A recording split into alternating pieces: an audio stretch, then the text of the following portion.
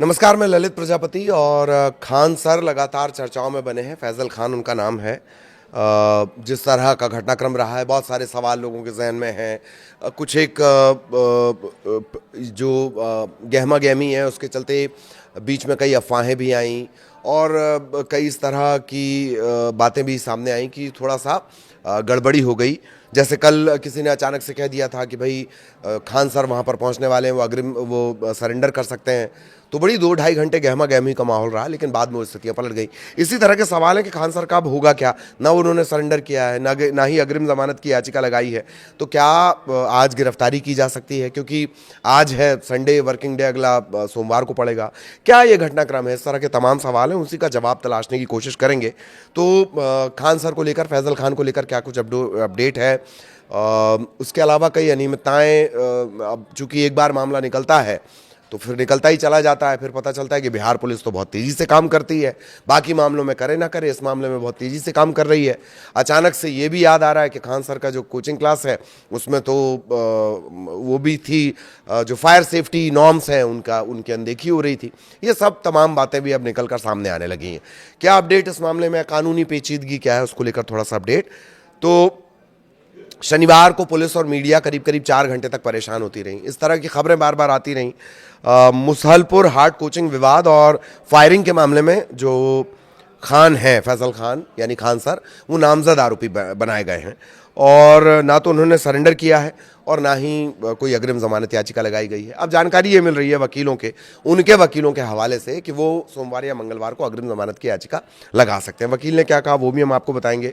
तो अग्रिम जमानत की याचिका अब चूंकि सोमवार या मंगलवार को ही लगाई जा सकती है क्योंकि कोर्ट बंद है, छुट्टी होने की वजह से, अवकाश होने की वजह से। तो क्या इस बीच पुलिस उन्हें गिरफ्तार कर सकती है? और आखिर जब वो सबको नज़र आ रहे हैं, ये तमाम बातें आ रही हैं, उनके बयान आ जा रहे हैं, वीडियो आ जा रहे हैं, तो फिर पुलिस उन्हें गिरफ्तार क्यों नहीं कर रही है? नामजद आरोपी हैं भाई, गंभीर धाराएं लगी हैं, आर्म्स एक्ट का मामला है, फिर भी गिरफ्तारी नहीं हो रही है। इसी को लेकर ये बातचीत। खान ग्लोबल कोचिंग उनके संस्थान का नाम है और जो उनका विवाद है वो रोशन आनंद, जो दूसरे शिक्षक हैं, वो भी अपना एक कोचिंग सेंटर चलाते हैं, वहाँ से मंगलवार से पूरा घटनाक्रम शुरू हुआ है। वो मैं आपको बाद में बताऊंगा, अपडेट आपको बता दें। शनिवार को दिन भर गहमा गहमी बनी क्यों रही? दरअसल अचानक से खबर उड़ गई, कहीं से ये बात पता चल गई कि जो खान सर है वो पटना सिविल कोर्ट में जाकर सरेंडर कर सकते हैं। इसके बाद जो पुलिस है, भारी पुलिस बल वहाँ पर तैनात करना पड़ा, क्योंकि अगर खान सर वाकई सरेंडर करने पहुँच रहे हैं तो फिर स्थितियाँ वहाँ पर बिगड़ सकती हैं। इसके मद्देनज़र भारी पुलिस जाब्ता वहाँ पर तैनात करना पड़ा। पुलिस बल को पुलिस जाब्ता भी कहते हैं। और पूरी मीडिया भी वहाँ पर चली गई। 4 घंटे ये गहमा गहमी रह गई। हालांकि बाद में जो उनके वकील हैं उन्होंने कहा कि खान सरेंडर नहीं करेंगे और कानूनी राहत के लिए वो कोर्ट का दरवाज़ा खटखटाएंगे, मतलब अग्रिम जमानत की याचिका तैनात करेंगे। वो आत्मसमर्पण नहीं कर रहे हैं। और कोर्ट के बाहर जब ये वकीलों ने ही बोल दिया तो फिर जो 4-5 घंटे जो गहमा गहमी रही शनिवार को, वो फिर उसके बाद ख़त्म हुई। सरेंडर क्यों नहीं कर रहे हैं वो? तो वकील, ये बात सिर्फ एक अफवाह निकली। सरेंडर करने की बात एक अफवाह निकली। सरेंडर क्यों नहीं कर रहे हैं? 4 घंटे तक ये गहमा गहमी चलते रही, तो उनका कोई इरादा नहीं है। वकील ये साफ कर रहे हैं कि सरेंडर का कोई इरादा नहीं है और अग्रिम जमानत याचिका को लेकर उनकी प्लानिंग है। उनकी जो रणनीति है वो अग्रिम जमानत याचिका को लेकर है। सोमवार या मंगलवार को कोर्ट में बेल, एंटीसिपेटरी बेल यानी अग्रिम जमानत याचिका दायर की जाएगी। कानूनी रूप से जब कोई आरोपी अग्रिम जमानत की अर्जी डालता है तो कोर्ट से राहत मिलने तक पुलिस आमतौर पर सीधा एक्शन लेने से बचती है। यही वजह है कि पुलिस उनकी गिरफ्तारी नहीं कर रही है। एक बात। दूसरी बात कि इतने बड़े आदमी को अगर गिरफ्तार भी करना है तो सबूत बिल्कुल एकदम पुख्ता होने चाहिए, चाक चौबंद होने चाहिए, ताकि अदालत में जाकर वो धराशायी ना हो जाए। ये भी एक बड़ी वजह है। पुलिस भी लगातार बहुत तेजी से काम कर रही है, लेकिन गिरफ्तारी अब तक हो नहीं पाई है। खान सरेंडर नहीं करेंगे, उनकी तरफ से पटना सिविल कोर्ट में एक अग्रिम जमानत याचिका दाखिल की जाएगी, ये उनके वकीलों ने साफ कर दिया है। तो क्या आज संडे को कुछ ऐसा हो सकता है कि खान सर की गिरफ्तारी हो जाए? अटकलें इस तरह की लगाई जा रही थी। खान सर के वकीलों ने साफ कर दिया कि अग्रिम जमानत का रास्ता अपनाया जाएगा। पुलिस फिलहाल मामले की जांच कर रही है और बहुत जल्दबाजी में जांच में जुटी हुई है, लेकिन जल्दबाजी करने से बच रही है।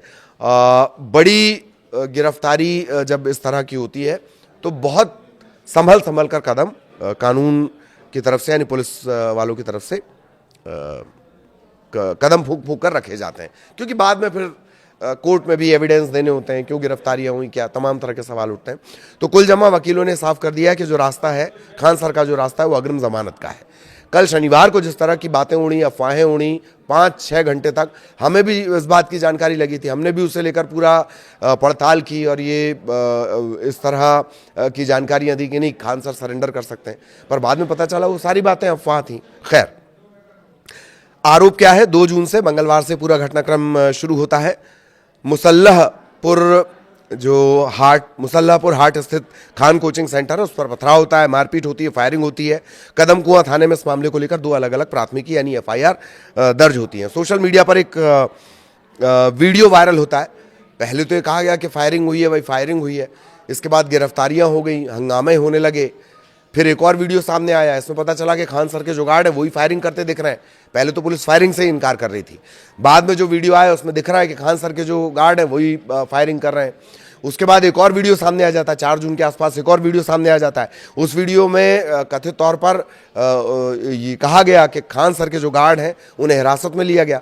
हिरासत में लेने के बाद गार्ड्स का ये कहना है कि खान सर ने कहा कि बंदूक क्या दिखाने के लिए रखे हो या गोली चलाओ। खान सर ये कह रहे हैं कि आत्मरक्षा में ये गोली चलाई गई है। ये सब पड़ताल के बिंदु हैं।